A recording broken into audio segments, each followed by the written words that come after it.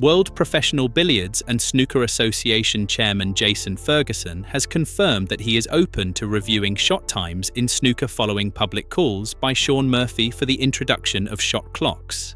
Murphy, a former world champion, initially raised the issue in December during the UK Championship, where he criticised Mark Allen for slow play in his semi-final match against Barry Hawkins while working as a commentator for the BBC.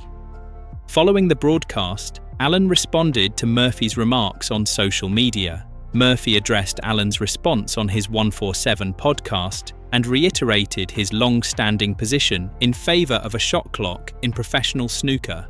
"I'd bring in a shot clock," Murphy said, "and I've been saying this for 20 years, so I'm super consistent on this." During the podcast, co-host Phil Seymour asked Murphy to clarify his proposed shot duration. Murphy suggested 30 seconds per shot. He argued that an automated system would remove subjective decision-making from referees and establish consistent enforcement of timing. "I think a shot clock that is unemotive, unemotional, it can't be swayed, it's not open to opinion, takes all of the pressure off the referees," he said. "This section of the rules puts our referees in a terrible position where some of them get involved and warn a player who's fighting."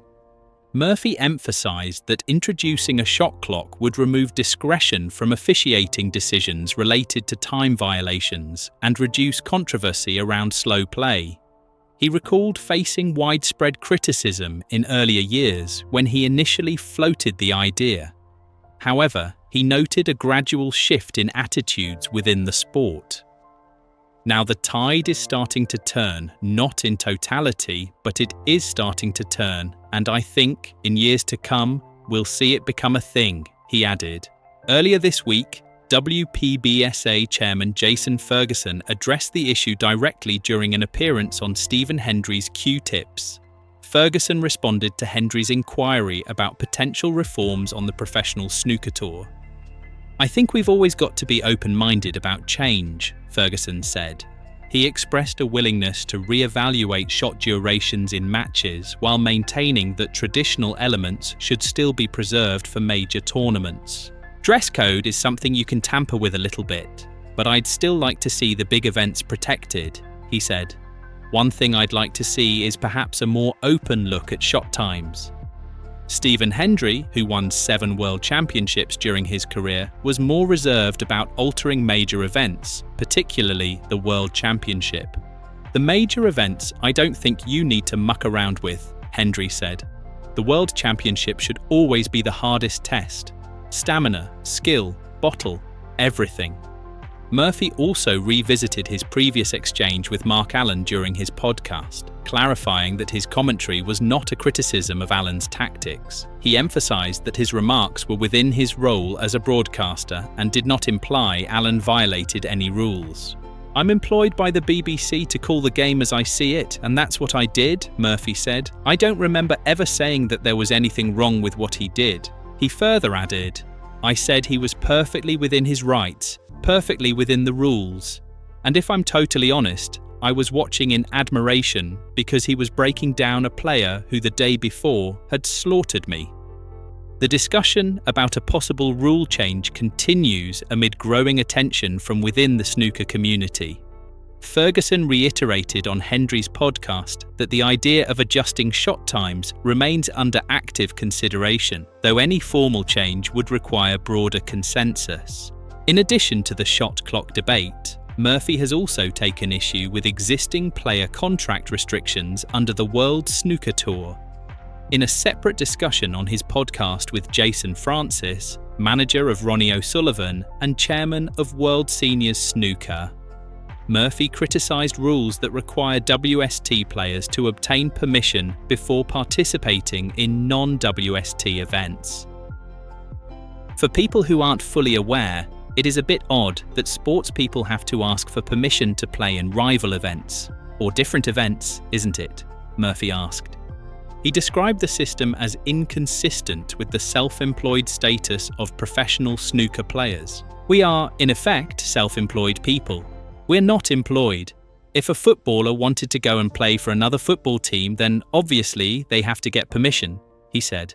"But we're not employed. And it certainly sticks in my throat that we have to go to World Snooker Tour and ask for permission to play in these events. Murphy suggested that this model of regulation may be limiting opportunities for alternative snooker platforms to grow. Without that, would you see the seniors tour thriving? He asked. Jason Francis, who joined Murphy on the podcast, filed a lawsuit against the World Snooker Tour in January. His company, NST Worldwide, alleges that WST engaged in unlawful and anti-competitive practices by preventing players from participating in events organized by competing promoters. According to Francis, these practices restrict market choice for fans, sponsors, and broadcasters. Ultimately, at the moment, a fan, broadcaster, or sponsor only has one choice, Francis said. If I'm a sponsor and I'm the biggest Shaun Murphy fan in the world and want to sponsor an event where Shaun Murphy is playing, there's only one company setting the price for that sponsorship. He added, the same as if I want to go and watch you play in a broadcast TV event. There's only one company setting the price of that ticket. Murphy responded by expressing concern that fans may not be aware of the extent of these contractual limitations. I think there are a lot of people out there who will be listening to this thinking, goodness, I didn't realize people had to ask for permission to check whether they could compete, Murphy said.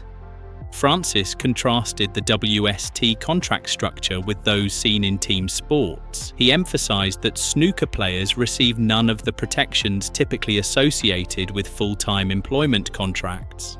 If you've got a contract with a football team, then you get paid whether you win or lose, Francis said. You'll get paid if you're injured and have various other benefits. He continued, ultimately, Shaun, you don't get paid when you lose. Nobody pays you when you're sick. You're not employed by World Snooker, yet you're under, in my opinion, almost a restrictive employment contract. If you want to play professional snooker, you have no choice. The World Snooker Tour responded by confirming that players sign a standard WST contract that does not allow participation in outside events that clash with WST calendar dates unless prior permission is granted. According to the organization, exceptions have been negotiated for non-conflicting dates, but the core restrictions remain in effect. Murphy and Francis maintain that the present system imposes an unfair degree of control over players' independent activity. They argue that these conditions disadvantage not only the players, but also secondary promoters and alternative snooker formats. Francis reiterated his belief that the legal case is necessary to address competitive limitations. Clearly, everyone is aware that there is an ongoing legal case because I truly believe what you say is true, he said. I believe that freedom, not just for players, but promoters to be able to, in effect, secure the services of the players. This legal dispute, along with the ongoing shot clock discussion, highlights two intersecting debates currently shaping professional snooker: regulatory reform and contractual freedom. Both issues continue to develop as leading figures within the sport express diverging viewpoints. Jason Ferguson, in his most recent comments, maintained his openness to reforms in principle while reiterating the importance of protecting the prestige and structure of snooker's flagship events. His appearance on Q-Tips marked the first time he publicly acknowledged the shot clock issue in direct response to Murphy's public advocacy. The World Championship should always be the hardest test, Hendry said. Stamina, skill, bottle, everything. Murphy's position, while consistent over 2 decades, has now gained renewed visibility due to the wider debate about timing regulations and player freedoms. With the matter now publicly addressed by both the WPBSA and several former champions, further action or policy clarification remains possible. Murphy has not introduced a formal proposal to the WPBSA board regarding the shot clock or contract reform. However, public momentum around the topics continues to rise. Francis's legal filing adds an additional layer of procedural scrutiny to the contract side of the issue. Ferguson's remarks on Hendry's platform reflect an awareness of the growing conversation around these structural topics. By distinguishing between areas open to flexibility, such as dress code and shot times, and elements that should remain intact, such as formats of the World Championship, Ferguson has outlined a partial framework for future considerations. Murphy's comments regarding referee pressure in slow play decisions continue to be cited as one of the core rationales behind the shot clock proposal. His assertion that an automated timing mechanism would remove discretion from officiating is central to his argument. This section of the rules puts our referees in a terrible position where some of them get involved and warn a player who's fighting, he said. He also reiterated the value of consistent enforcement standards. If we had shot clock and you can negotiate on 30 seconds, years ago, I got widely criticised for wanting a shot clock. Now the tide is starting to turn, not in totality, but it is starting to turn. Mark Allen has not issued further public statements on the matter since his initial response in December. Murphy has repeatedly clarified that his commentary was intended as neutral analysis. I don't remember ever saying that there was anything wrong with what he did, Murphy said. He was perfectly within his rights, perfectly within the rules. Ferguson did not confirm a timeline for further consideration of shot clocks. No formal rule change has been proposed or submitted for committee review at the time of his Q-Tips appearance.